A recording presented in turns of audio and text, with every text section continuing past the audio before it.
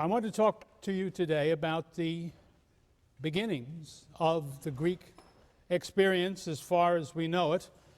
And I should warn you at once that the further back in history you go, the less secure is your knowledge, especially as I will be doing at the beginning of our talk today, when you are in a truly prehistoric period. That is, before there is any written evidence from the period in which you are interested.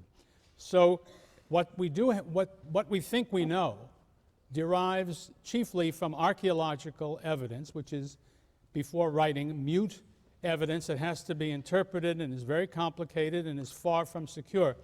Even a question such as date, which is so critical for historians, is really quite approximate and subject to controversy, as is just about every single thing I will tell you for the next few days will be, even more than usual, subject to controversy about the most fundamental things. So what you'll be hearing are approximations as best we can make them of what's going on. Well, we begin our story with the emergence of the Bronze Age in the Aegean Sea area. That appears to have taken place about 3000 BC. I think these days they date it down about another century to about 2900. Precision is impossible, don't worry about that. And what we find, the first example of a Bronze Age, and I use the word civilization now for the first time, because before the Bronze Age, there is nothing that we would define as civilization. Civilization involves the establishment of permanent dwelling areas that we call cities, as opposed to villages. Agricultural villages will have existed all over the place in the late Stone Age, in the Neolithic period as it is known. But there is a difference, and a critical difference is that a city contains a number of people who do not provide for their own support. That is to say, they don't produce food. They need to acquire it from somebody else.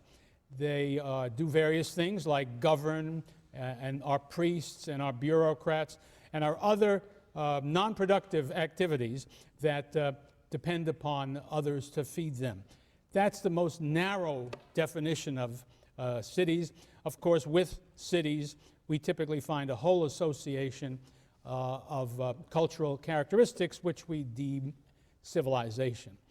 Well, that's what we see for the first time in the Aegean area on the island of Crete.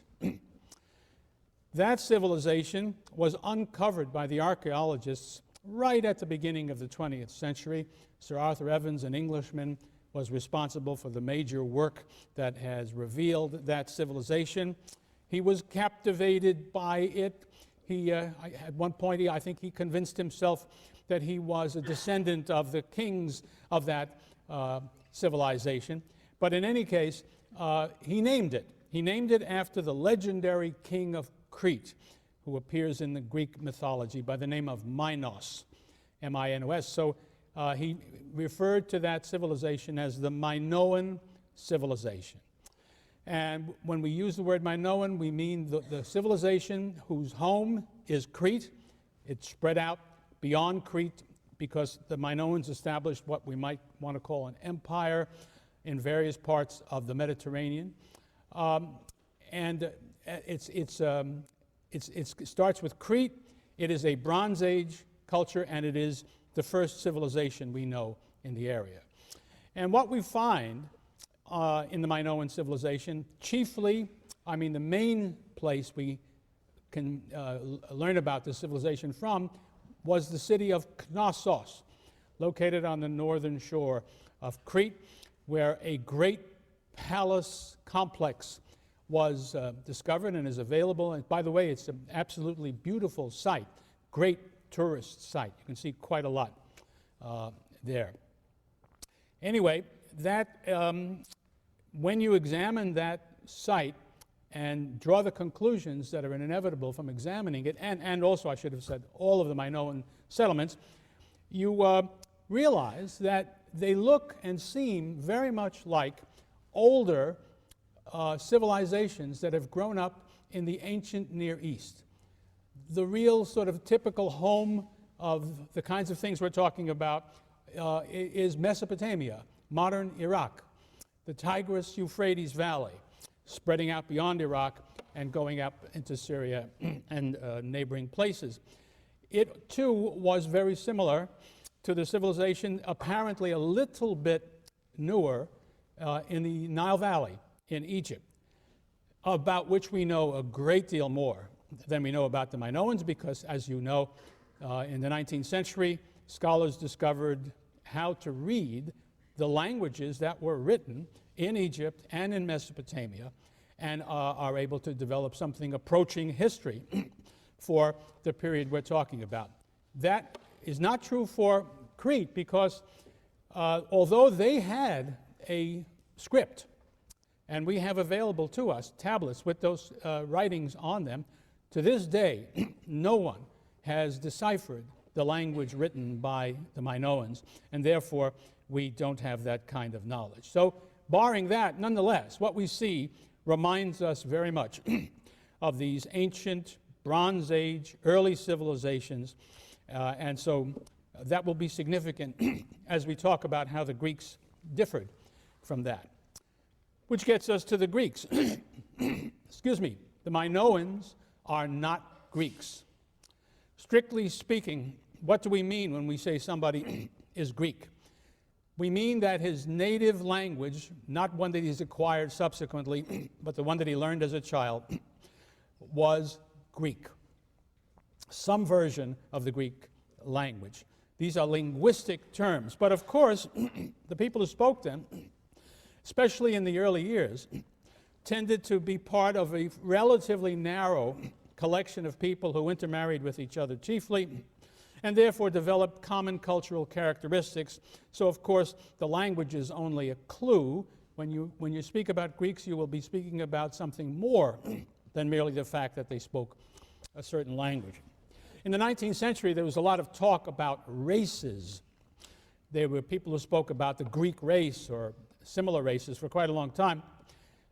In the science of anthropology and subjects like that, it's been determined that those terms are inappropriate. They suggest there's something in the genes that explain the characteristics of a particular people. That is certainly not true. So let's understand each other. We're talking about a culture when we're talking about the Greeks, which is most strikingly signified by the language that is spoken. Well, the way we can reason things out from the evidence we have suggests that Greek-speaking peoples came down into the area around the Aegean Sea, perhaps around 2000 BC, about 1,000 years later than the emergence of the Minoan civilization at Crete. And again, I think these days they tend to downdate it by another century or so, so it might be around 1900 BC. And we really don't know very much about these early Greek settlers, and we begin to know more about 300-400 years down the road when there appear buildings and settlements in the world later inhabited by the Greeks, as we know, to which we give the name Mycenaean. Now, that derives from one site in the northeastern Peloponnesus called Mycenae, and the name is given because in the poems of Homer, the Iliad and the Odyssey, the leading Greek king, the man who is the leader of the expedition to Troy, is Agamemnon, who is king of the Argolid region, and his palace and his home are at Mycenae. And that's why we call the entire culture Bronze Age culture, running from about 1600 to perhaps as late as 1100, but perhaps not so late. That's what we mean when we speak about the Mycenaeans, the Mycenaean period. And please keep it in mind that they are Greek speakers. And we know that with confidence, something we didn't know at the beginning of the 20th century, because written evidence is available on a bunch of clay tablets that were accidentally baked in some conflagration in these places. Same thing is true of Knossos in Crete and perhaps a few other sites in Crete. Not at the same time, but the reason we have any written evidence at all is that where we have it, there was some kind of conflagration that produced a fire that baked clay into a pottery.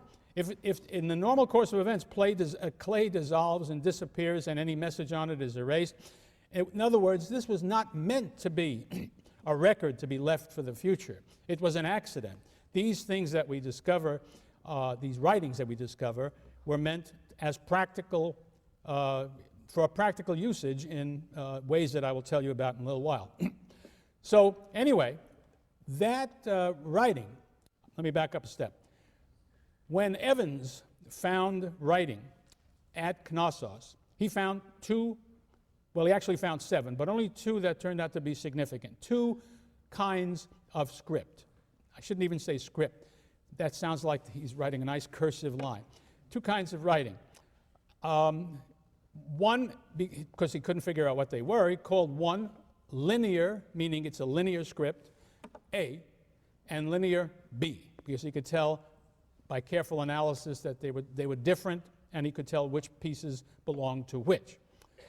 Linear A is earlier, and it is associated, it is clearly the language used by the Minoan kings at Knossos and other places. Linear B resembles linear A, but it is clearly different and later, and one reason we know that, we know it mostly from stratigraphy, but we can also tell because it's a much simpler script, but by no means simple. These are not alphabets. These are syllabaries. Every symbol represents a syllable. In other words, typically 2 letters rather than 1.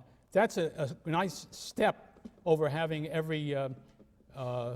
having loads and loads and loads of symbols representing lots of things, which is true more of linear A than linear B. But it's still, we're talking about something approaching 60 symbols in a syllabary.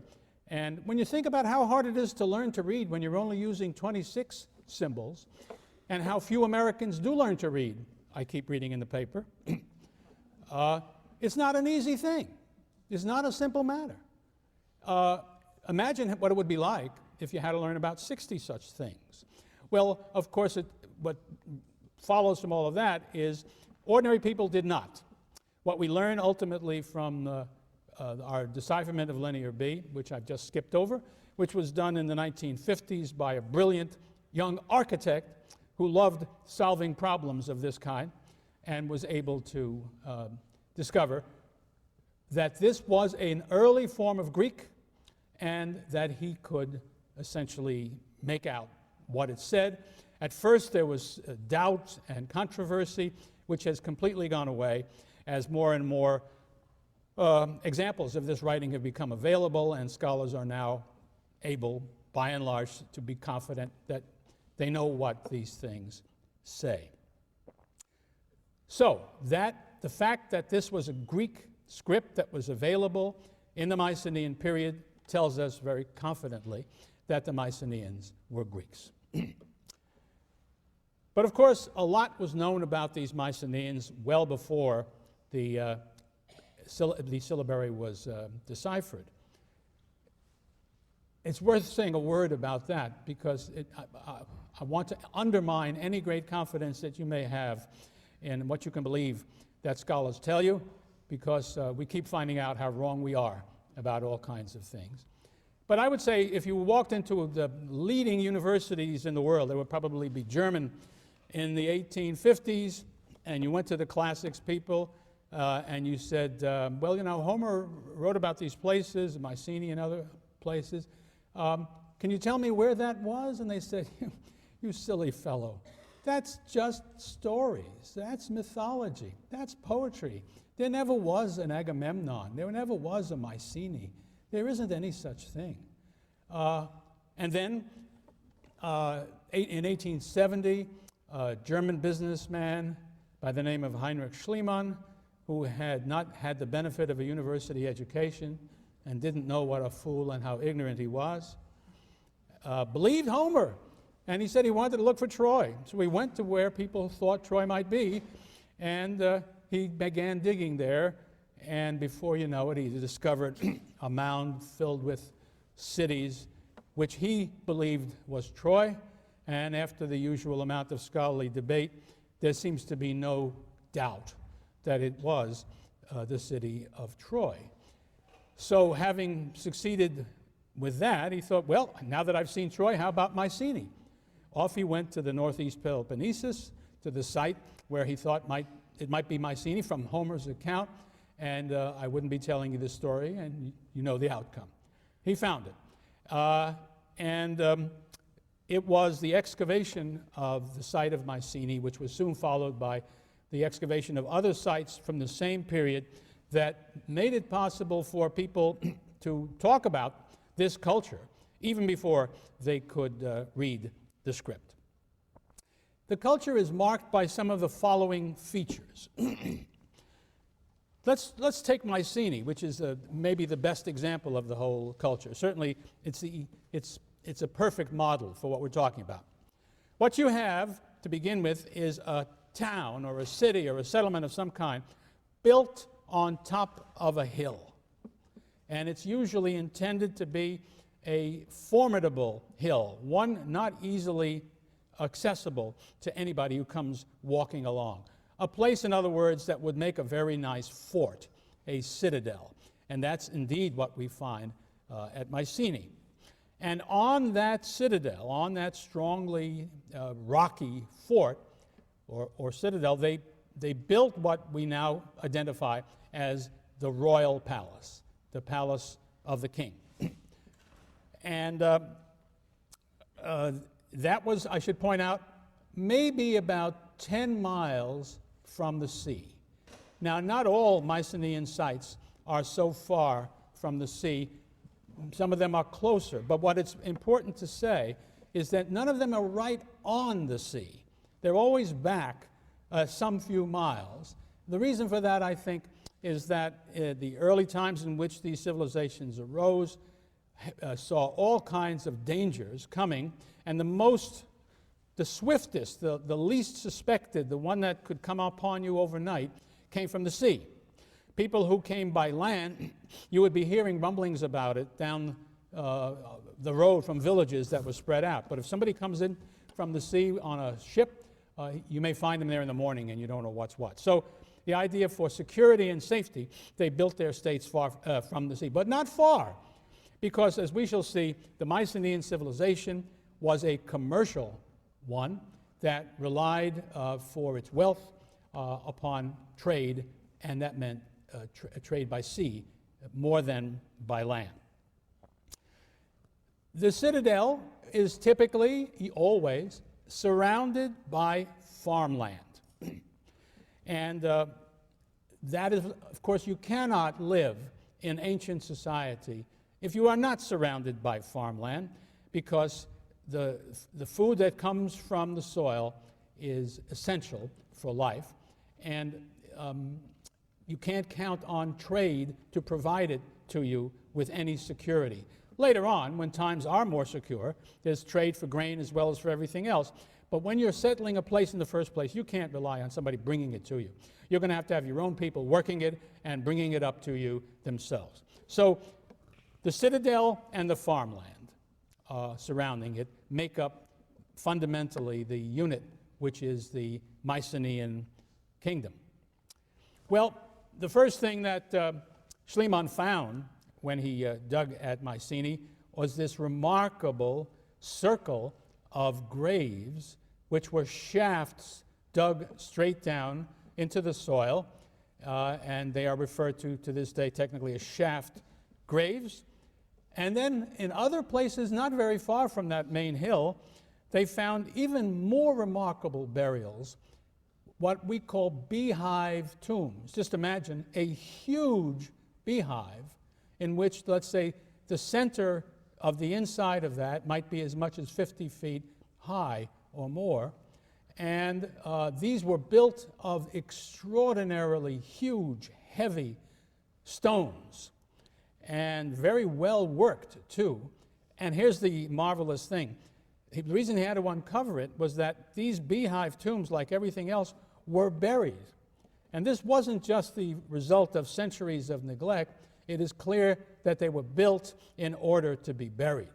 That is to say, it was some kind of a big religious thing going on here where the king, it was obviously a royal thing because the cost of it was so enormous, nobody else could afford a tomb of that kind.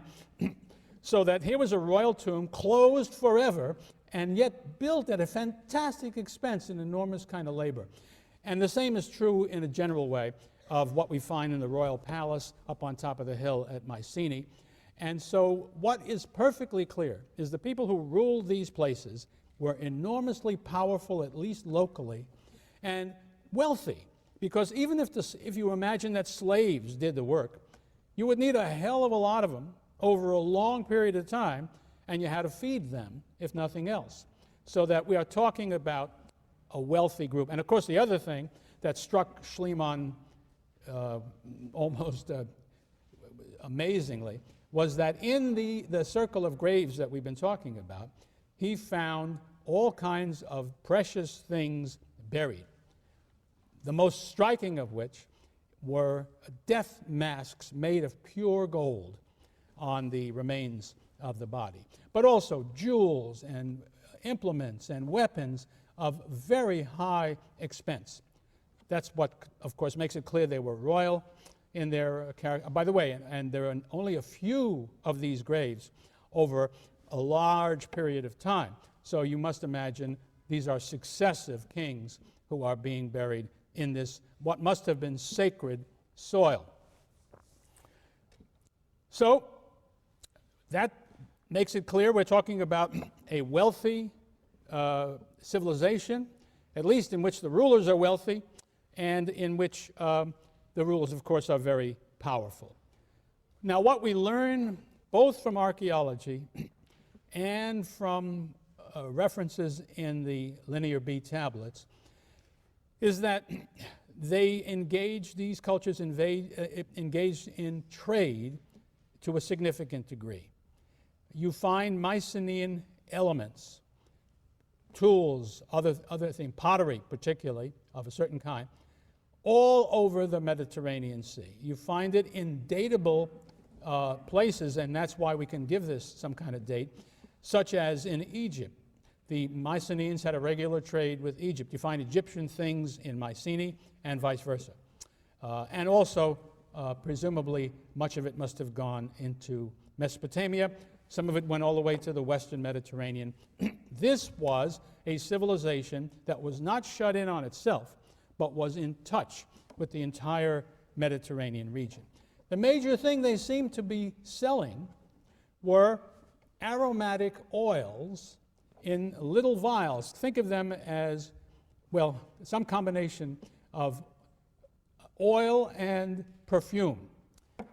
I better say something about oil in the ancient world so you get a grip on what's going on here. The ancient Greeks had no soap. Think about that for a moment. That's a problem, isn't it? And yet they wanted to get clean. And so what the device they used was to take oil, typically olive oil, spread it on themselves, then get a scraper, a metal scraper, and scrape off the oil with it, what was underneath the oil, and then finally take their bath, and out they would come and be clean. Oil is a wonderful thing. Olive oil is a great thing.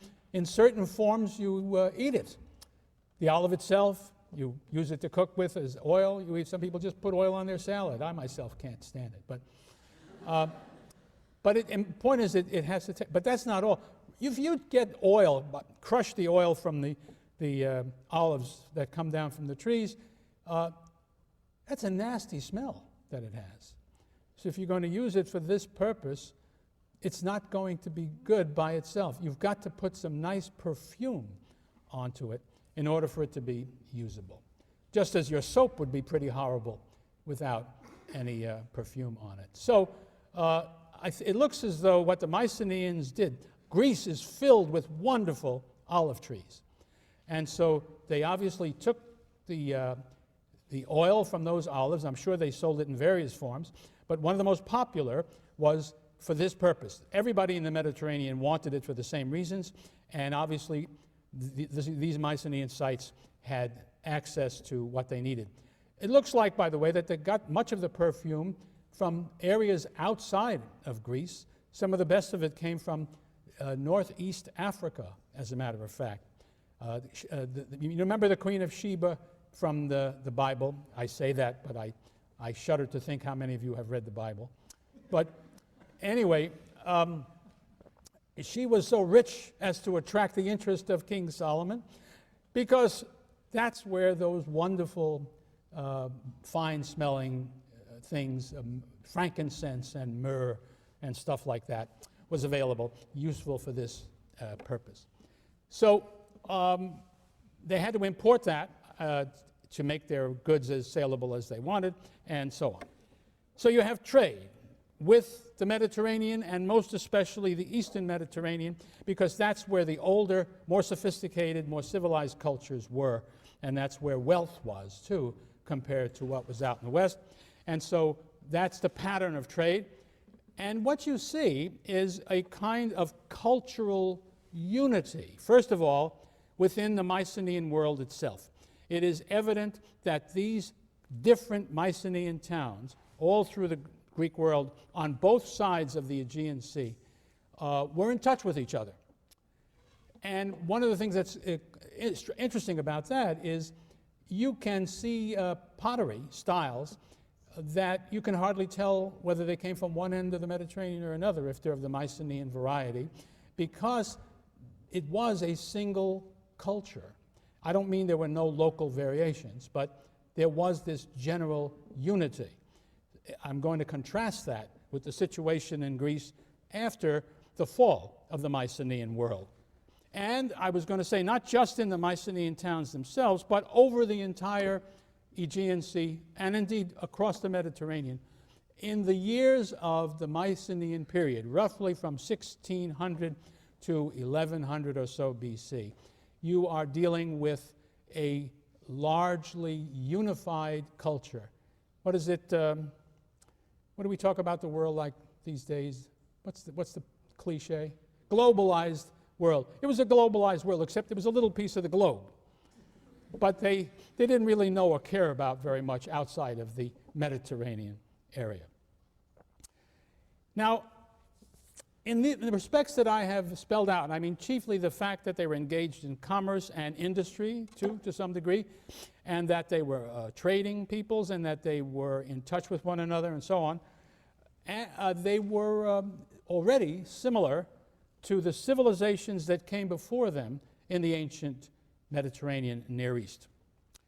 In those places, in Egypt, the Pharaoh, in Mesopotamia, at first individual city-states were ruled in the same way as everybody I'm going to be talking about now, by somebody who is a king, a monarch, a one-man ruler who is the warlord, the commander of the armies, who has the control of the power in the state. But more than that, all the economic activity that we find in, and our best example of what I'm about to say, is in Mesopotamia, in the cities of the Tigris-Euphrates Valley. The ruler there, from his palace, assisted by vast groups of bureaucrats, directed the economy of his land entirely and fully. Agriculture was overwhelmingly the activity, the most important activity of the people of that area, of any area. And so we have evidence that the king doled out seed for planting, instructed people just exactly when to plant, where to plant, what to plant there, when to fertilize it if they did. In Mesopotamia, they usually didn't need to because of the richness of the soil, and so on. In other words, you have a degree of centralized control of true monarchical power, of a wealthy monarchical power. Already, the model is there in Asia. And again, I want to say it's the same, but in a special way in Egypt, because in Egypt, the whole Nile Valley, because I think of the nature of the Nile Valley, became totally centralized under the rule of one man, the Pharaoh, and he commanded the whole thing. It took longer for anything like that to happen in Mesopotamia, although it ultimately did. When we get, for instance, down to about 1750 BC in Mesopotamia, at Babylonia, which is at that point the dominant kingdom of the area, King Hammurabi has just about the same power as a pharaoh would in Egypt. It's also worth pointing out that these rulers had full religious authority for their rule. In the case of the pharaohs of Egypt, the pharaoh was himself a god and insisted on being worshipped in that way. In Babylonia, for instance, and this I think was typical, Hammurabi was not a god. But as we know, thank God, by the great stele that he left that's now in the Louvre, the law code of Hammurabi is available to us, and there's a preface to it in which he basically explains why should you obey the rules that I am now laying down for you? And his answer is, because the top god of our world, Marduk, appointed me in that place, and I'm doing what he wants me to do. And if you cross me, you cross him, and that's bad news. That's a rough translation.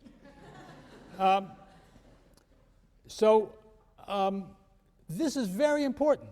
You have a full monarchy in the sense that both we in America talk about the separation of church and state. That is a very rare and unusual thing in the history of the world. The normal situation in cultures pre-civilized and civilized as well is for there to be a unity between religious things and non-religious things, and all of that to be ruled by a single individual who is the monarch of that territory, with religious sanction as well as through his power and through the legitimacy of his descent. That's the normal human way of living. You should always be aware, I think, about how peculiar we are. We are the oddballs in the history of the human race, and anybody who follows our pattern. And it's important to realize that, because there's nothing inevitable about the development that has come about to be characteristic of the world. And when we find people challenging it, I think they have the bulk of time and human experience on their side when they say, you guys got it wrong. So, let me say something about the nature of the society and economy that we find in the Mycenaean world, revealed both by the archaeology and by what we learn in the records provided by Linear B. The remains and records of these strongholds make it clear that the political organization was an imitation of Oriental monarchy. The sovereign at Mycenae, and at Pylos, another important site for the period, and at Thebes, which was another one, was somebody that the tablets refer to as the Wanax. And that is the same as a later Greek word which drops the W at the beginning, anax. And as we shall see, that word in later times means some powerful individual. But it doesn't mean what it means here, the boss, the single monarchical controller of everything. He held a royal domain that belonged directly to him, which was very significant in size and wealth. He appointed bureaucratic officials. He commanded royal servants, and he recorded royal goods, which, by the way, most of the tablets are inventories, lists of things that exist in the palace that belong to the king. There are other things that have to do with instructions that the king is sending out to people from the palace. There is no reference in any of the tablets. I don't know how much we can make of that because the tablets limit themselves to such limited kind of thing that maybe it doesn't prove anything, but in this case I think it does. There is no reference to law. There is no reference to some objective or anything other than the king himself in the administration of justice. One scholar says it is natural to infer that the king, all-powerful controller of the all-seeing bureaucracy, possessed supreme authority also in the region of lawmaking and law enforcement. An omnipresent bureaucracy with its detailed and all-encompassing records gives the clearest picture of the power exercised by the centralized monarchs of the Mycenaean age. The records discovered at Pylos here are particularly interesting. They cover only one part of a year, and yet they carry details of thousands of transactions in hundreds of places. These files, as we might call them, are both sweepingly inclusive and penetratingly minute. For instance, bronze is allocated to different places for the manufacture of arrowheads or swords, with a note telling how many smiths in each place are active and how many are not. Cretan sheep are enumerated to the amount of 20,000, sorry, that's not right, I don't want to get this wrong, 25,051. And we learned that in a Cretan village, 2 nurses, 1 girl, and 1 boy are employed. We are told how much linen is expected from a place called Rion. What is the acreage of the estate of a man called Electruon, and what a guy named Dunius owes the palace? The answer is 2,200 liters of barley, 526 of olives, 468 of wine, I hope you're remembering all this, 15 rams, 1 fat hog, 1 cow, and 2 bulls. We even learned the names of 2 oxen owned by Terzaro, Glossy and Blackie. The records make it perfectly clear that the kingdom of Pylos and Knossos, the kingdoms, were bureaucratic monarchies of a type unexpected in Greece, but in many ways similar to some contemporary and earlier kingdoms in the Eastern Mediterranean. It is very unlike anything we associate with the Greeks or anything that ever again existed in the Greek world. And that's really the point I want to make. This, although these people are Greeks, are ruling a culture which is thoroughly different from the one we will be studying for the bulk of the semester. So like the Eastern states, you have a powerful ruler who's a warlord, there's a palace economy, there is a script, there is a bureaucracy, and there is collectivized agriculture under the central control of the economy. That economy and that society go forward and flourishes for, as I say, about 400 years, maybe perhaps about 400 years.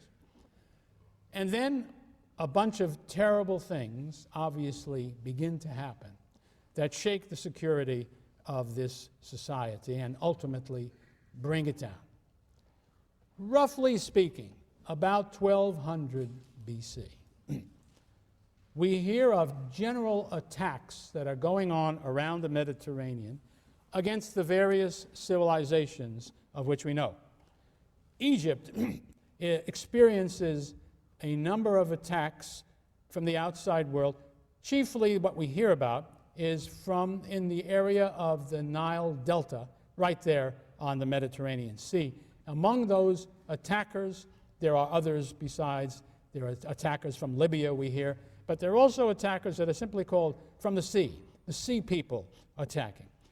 At roughly the same time, the dominant empire in Asia Minor, Anatolia, is that run by a people called the Hittites, who have been there for hundreds of years in security and are now suffering assault. We know that because they also have a writing which we can read, and it speaks of it, as well as the archaeological remains that show destruction.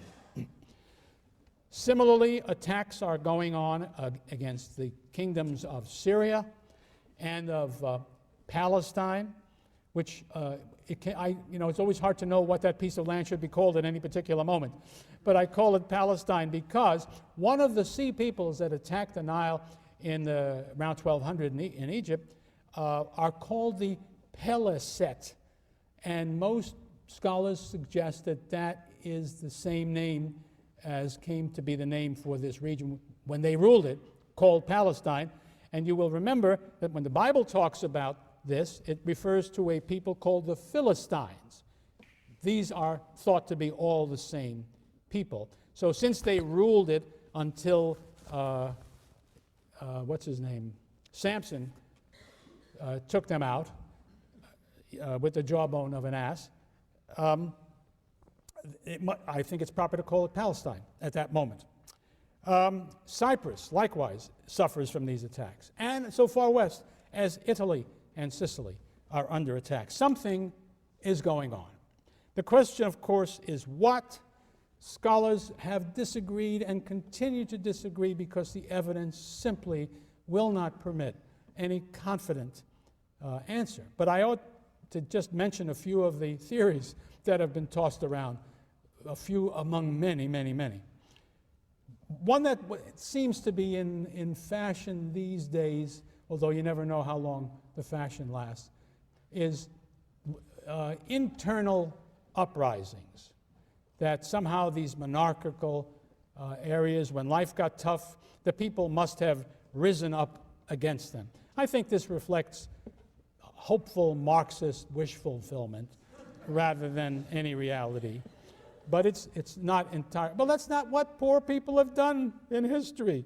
If you look at revolutions, revolutions come typically when things are getting better and the people don't like the fact that they don't have more than they already have.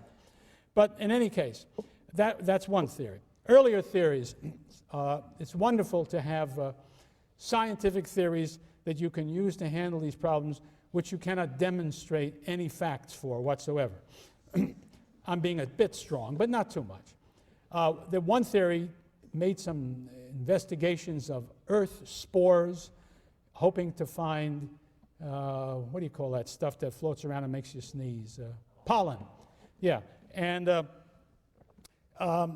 behind that, as a result, they said there were droughts in these areas throughout that period, and that caused tremendous unhappiness and discontent. Other people have suggested climatic shift. I keep waiting for somebody, I think the time is ripe for somebody to come up with a theory and explain it by global warming. Also, we know that the island in the middle of the Aegean Sea called Thera blew up in the most enormous kind of an explosion at some point back there in prehistoric days. And one theory is it was the explosion on Thera that caused so much climatic trouble that it can explain what went on here. The trouble is you just don't know when that explosion took place.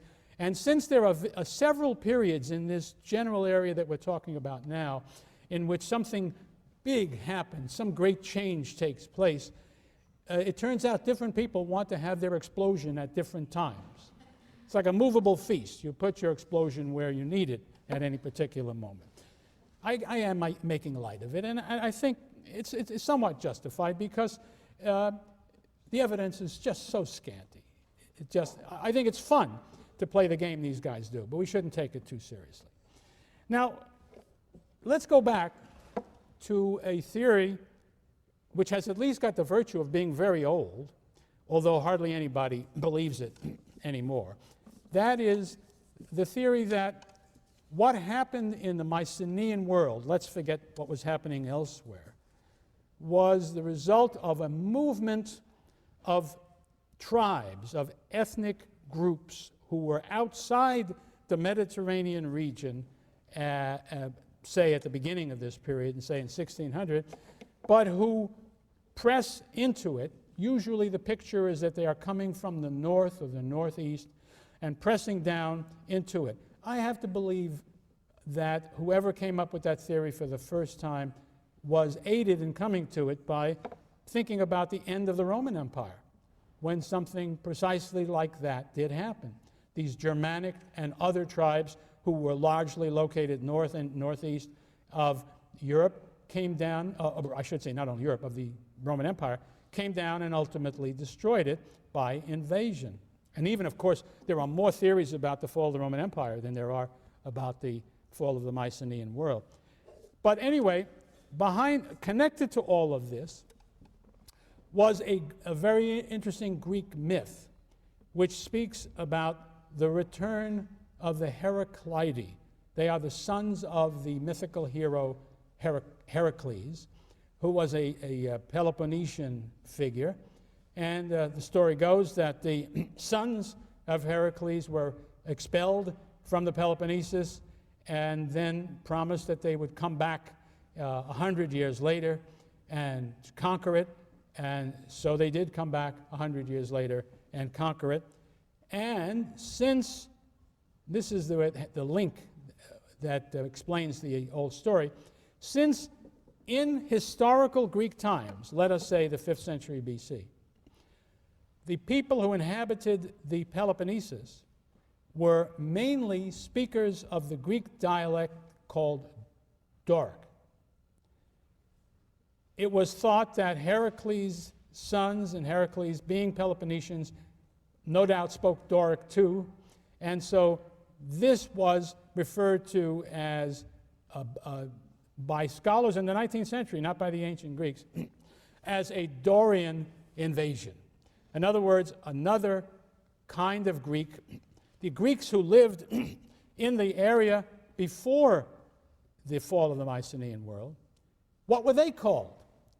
Well, Homer gives us several names for them. 3 stick out for me. The most common and the most widely used was Achaeans. Another one is Danaans. And a third one is Argives. Argives comes from the fact that they rule over the land of Argos in Greece. Now, the one that has some clout historically is Achaeans, because in the records of the Hittite kings, there are references to people, I'm trying to think, I think they are called, I want to get this right, but I don't remember whether this is the Egyptian or the, something like Achai Washa, unless that's the Egyptian form. Anyway, they are called by names that sound something like that. One among the Hittites, one among the Egyptians. And it's so easy, given the fact that the letter W dropped out of the Greek language between the Mycenaean period and the classical period, you could easily imagine that these people were referred to themselves as Achai Woi, and when the W drops out, they are Achai Oi, which is what Homer calls them. And so the idea here is that the original Greeks who came in were what we call Achaeans, and that when these disturbances came, and if the Dorian theory is true, Dorians either killed them all or dominated them, possibly intermarried with them, but dominated them and washed away, wiped out the use of the Achaean language and imposed their own Dorian language upon it. And supporting such an idea, among other things, is that if you go to the mountains in the center of the Peloponnesus, where it's awfully hard to get to, there is a region called, well, actually beyond those mountains on the northern shore, is a place called Achaia, where the people are Achaeans. And so the theory might be, well, they were driven away from their old homes in the southern Peloponnesus and went up to the northern Peloponnesus. And then there are the people in the mountains of Arcadia who also don't speak the Doric language, and maybe they were driven up there to escape. So those are the things that help people decide that the Dorians may really have been the sons of Heracles who actually invaded, and that what we find after the fall of the Mycenaean world in Greece are some of the following things that were not typically found in the Mycenaean world. First of all, iron weapons, not bronze ones. A kind of a pin used to hold your cloak together called a fibula, unknown in the previous period. The building of buildings in the shape of what the Greeks called a megaron, a rectangular center which has a hearth in it, a front porch, and a back porch, which will be the style in which Greek temples are built in the historical period. That appears for the first time after the fall of the Mycenaeans. We know that the Mycenaeans buried their dead by inhumation, those great tombs, those great grave things, and even the common people outside them are buried in graves. Whereas in the historical period, these people were cremated rather than buried. In the world of Homer, that's what we see. So the idea that was put forward in the 19th century was that the Dorians, who were a less civilized, tougher, meaner, harder fighting people, assisted by the use of iron and in their weapons, which is superior, allegedly, to the bronze, came down, defeated the Achaeans, imposed themselves on them where they could, drove them away where they couldn't, and that explains how things went. That has been attacked and is largely not believed these days for a whole lot of technical reasons that I don't want to trouble you with right now.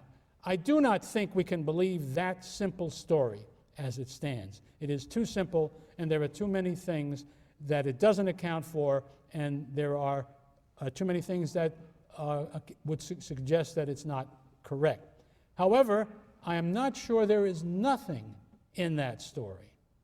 And here I really am influenced most strongly by my colleague, Professor Jerome Pollitt, now retired, who was our history of art and archaeology guy, who has a notion that is very nuanced and sophisticated, and it appeals to me quite a lot. He suggests that there were indeed Greek tribes from the north who spoke Dorian dialects, who came down during this period attempting to come into the richer and better settled world of the Mycenaeans. And they didn't come down and then go away for 100 years and then come back, but rather they came down in waves of tribes and families and so on, exerting gradual pressure, pushing in when they could, retreating when they couldn't, and so on. And for this, I think there's a very good, whether or not you accept the Dorian idea, I think we should find attractive the idea that if there was an external invasion, it came in this way, over a period of time, a century or two, with success and then retreat, not having success, flight, all that kind of stuff going on. Because the Mycenaean centers all reveal for that stretch of time that they're scared. The proof of it comes from strengthening their already quite strong walls in almost all the sites that we see. And also, this is a very important fact, if you're expecting to be attacked and besieged, as all these citadels would be by an invader, you want more than anything else a water supply. But they didn't necessarily have good water supplies in such circumstances. And so we see the building of water holders in these places. There's a very striking one. The next time you go to Mycenae, don't miss the cistern that was dug in the mountains, on the hillside, within the walls at that period. It's deep, and you better take a flashlight because it's as black as it can possibly be. But they spent a lot of time, energy, and money on being sure that they would have a supply of water to hold them for a long siege. I think that indicates that something of the kind is going on. And then we see that when this culture comes to an end, it is accompanied by people fleeing, getting away from the Mycenaean world. Some of them go only so far as Athens, which had the good fortune somehow of not being destroyed. One of the few important Mycenaean places that is not destroyed. So for some reason it was safe in Athens, and some fled to Athens. Others had to keep going and settled on the islands of the Aegean Sea. For others, it was necessary to go further and to settle the west coast of Asia Minor, which indeed this is the great period of Greek settlement on the west coast of Asia Minor. And then it looks like there came a moment where there was a final blow, where whatever was attempting to overthrow these cities and this civilization succeeded. Not the same in every place. The fall of Pylos is generally thought to be around 1200 BC. Mycenae itself, maybe 50 years later, and other places later than that. I think it's very important to notice that some of these places that were big in the Mycenaean world were entirely abandoned and not settled again by the Greeks. Buried, lost. People didn't even know where they were. That's extraordinary. That only happens when something very, very large drives people away from an inhabited site. And so here's where Jerry Pollitt's analogy to the fall of Rome seems so very appealing. That is more or less what did happen in the Roman world, and I don't see anything that suggests that it couldn't happen in the Greek world at the time we're talking about. I'm trying to figure out, we quit when? 10-1, right? Right? Yeah. Okay. Now, I suppose the most important aspect of all of this for our purposes are the results of all of this, and they were tremendous. You have the destruction completely of the Mycenaean Bronze Age culture. Greece never sees anything like it again. This is not the way it was in the ancient Near East. This is not the way it was in Egypt. There you see continuity for a very, very long time. The Greek world has this tremendous discontinuity. It's like the door slams, and you got to go into a new room. Among the things that are lost for a long time, there is writing. There is no writing in Greece from, let us say, 1100 or so on, until the middle of the 8th century BC, rough date, 750. And then the writing that they do have is completely unrelated to the writing that was lost. They get it from a different place. The letters, the design of the writing comes, in fact, from Asia, probably from, almost certainly, from Phoenicia, the land that is now called Lebanon. And the language that was for that script was a Semitic language. Hebrew is close to what's going on there. But they don't take the language. They borrow the characters from what had been already something quite close to an alphabet, and had only a relatively small number. I forget the exact number of the ones in the Semitic alphabet, but we're talking about roughly 25. I mean, you're into the ball game for an alphabet such as ours. The Greeks borrow that with typical Greek innovation. They do the big step of inventing vowels, so that now you don't have to remember anything. You can read every sound that is made, and they produce their alphabet. But their alphabet has got nothing to do with Mycenae. This is a new thing altogether. The Greeks are totally illiterate from around 1100 to 750.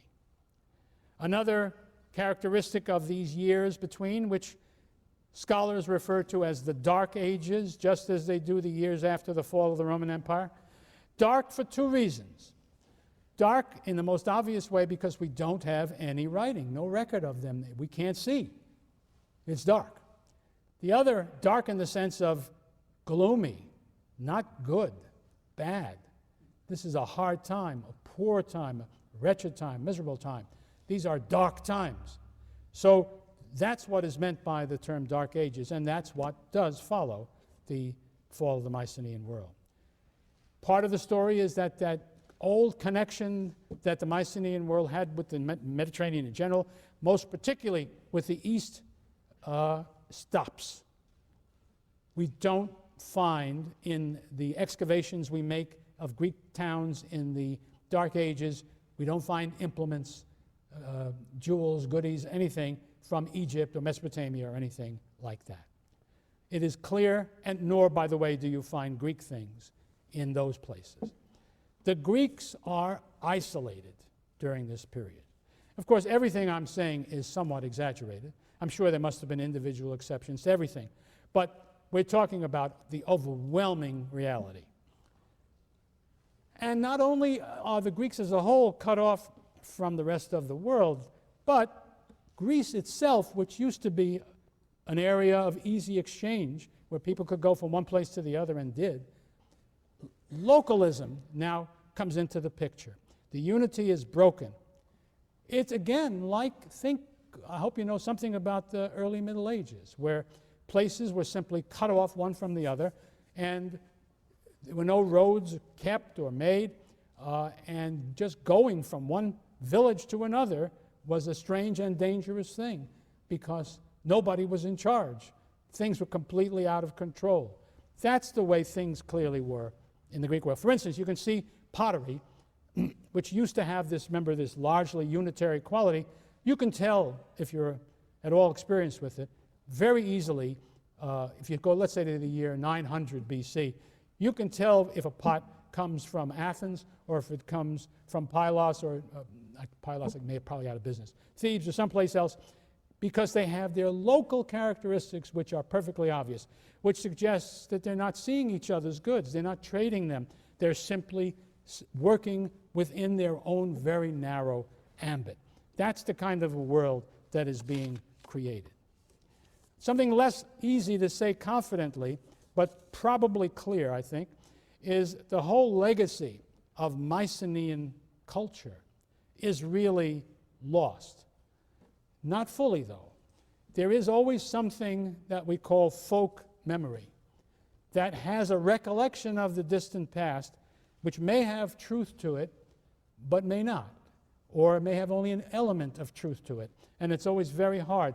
What comes back in this form is usually what we call legend, and anybody who rejects legend across the board as simply being invention is just dead wrong. Anybody who tries to use it as an accurate account of what really happened is no less wrong. Someplace in the middle is where the truth is, and it's hard to find. But in any case, what we find are a number of units in the Greek world. Call them towns for the sake of argument. It sounds too urban, but call them that.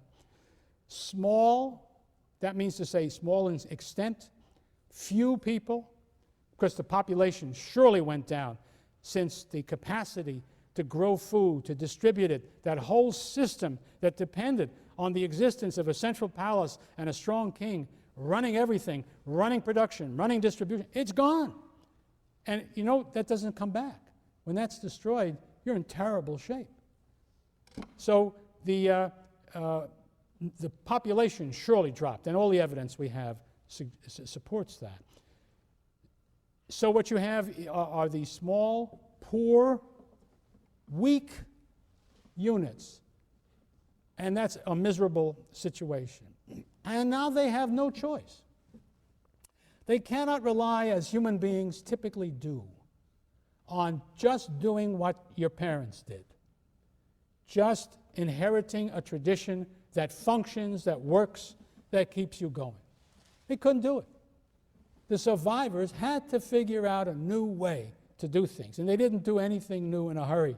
This all came hard and at the cost, I'm sure, of a lot of human life and a lot of misery. But what comes out of it is something different. Now, I jumped, though. We do know that certain memories lasted. The Greeks always thought there was an earlier age, the Greeks of the classical period, always thought there was an earlier age that was much better than the age in which they lived. An age in which men were heroes. They were bigger, they were stronger, they were tougher, they were faster, they were more beautiful, they lived longer. Those were the great old days. And then there's us, we poor miserable wretches. That's the picture that the Greeks carried with them. The legends, just stories from generation to generation, changed, molded, but nonetheless retaining certain elements of the earlier tradition. And then, finally, we have to believe, there's no escaping it, I think, that there was another thing that provided for memory, something we call the epic tradition. When we get to Homer, we will find a highly developed epic poetry. And once we come to grips with the fact that it was orally composed and recollected poetry, then you get some idea of the length of time that must have been involved in the creating of it. And once, we'll turn to this when we get to the Homeric issues, once you realize that there are clearly accurate depictions of aspects of the Mycenaean world that show up in those poems, which appear to have been written down for the first time, perhaps around 750 BC or so, then you must realize there had to be an epic tradition, a poetic tradition of the same kind, that goes back all the way to the Mycenaean period. And I think we must remember that there were people creating and repeating and working out and changing a poetic tradition that started in the Mycenaean world and lasted for the rest of Greek history. Now, the legacy from the Mycenaeans to Greek civilization later is very limited. But what there is very important. And no part of it is more important than the Homeric poems themselves. But if we look at the society that emerges, this Dark Age society that emerges from the ancient world of Mycenae, what you have is a rare human experience, the creation almost of a clean slate. Even more so, I would argue, than the disruption that came after the fall of Rome, because there's one big difference. The fall of Rome did not destroy one of the most important, tenacious, and significant aspects of the old culture, the Roman Catholic Church, which remained and became a central fact for the new culture. There's nothing like that in the Mycenaean world. We are really talking about something that's almost entirely fresh. The Greeks had no choice but to try to find their own way, uninfluenced, as Mycenae was influenced by Mesopotamia and Egypt, uninfluenced by anything, starting from the lowest possible place and having to make a living and to go forward and to shape a world which was their own because there wasn't anything else to guide them. Next time we'll take a look at the Dark Ages and the world of Homer.